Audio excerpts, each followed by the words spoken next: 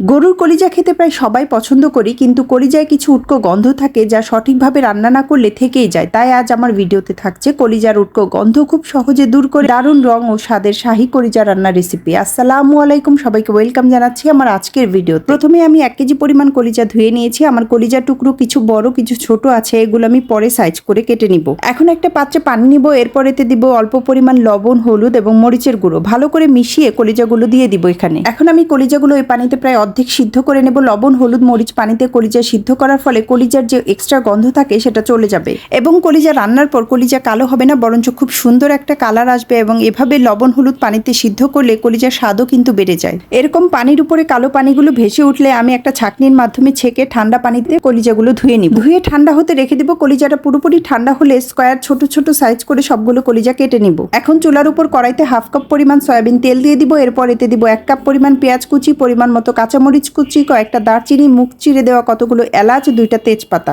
এখন আমি সবকিছু একটু ভেজে নেব। এরপর এতে দিব 1 টেবিল চামচ আদা বাটা, 1 টেবিল চামচ রসুন বাটা, 1 টেবিল চামচ জিরা বাটা, 1 টেবিল চামচ পেঁয়াজ বাটা, 1.5 চা চামচ মরিচ গুঁড়া, 1 চা চামচ ধনিয়া গুঁড়া, স্বাদ মতো লবণ, 1.5 চা চামচ হলুদ গুঁড়া। সবকিছু মিশিয়ে মশলাটা খুব ভালো করে কষিয়ে নেব। মশলাটা ভালো করে কষিয়ে এতে কেটে ধুয়ে রাখা কলিজা দিয়ে আরও কিছুক্ষণ কষিয়ে নেব।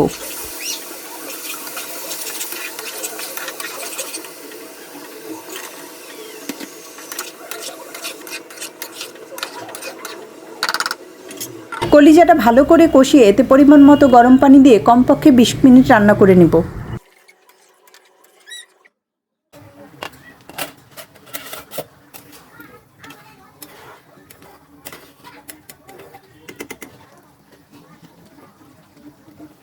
এখন কড়াইতে 2টা শুকনা মরিচ দিয়ে একটু ভেজে নিব। এরপর এতে পেঁয়াজ কুচি দিয়ে লাল করে ভেজে নিব। রান্নার ঠিক এই পর্যায়ে পেঁয়াজ শুকনো মরিচের এই ভাজাটা কলিজায় দিয়ে দিব। এতে কলিজায় খুব সুন্দর একটা ঘ্রাণ আসবে।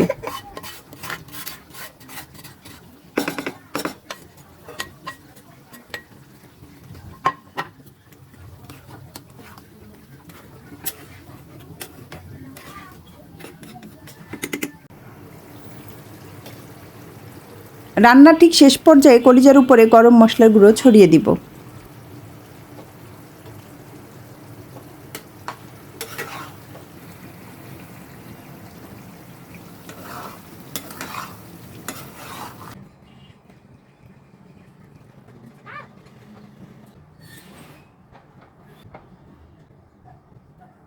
রেসিপিটি কেমন লাগলো কমেন্টের মাধ্যমে অবশ্যই জানাবেন। ভালো লাগলে বাসায় অবশ্যই একবার ট্রাই করবেন। কথা হবে নতুন কোনো ভিডিওতে। সে পর্যন্ত ভালো থাকবেন সবাই। আল্লাহ হাফেজ।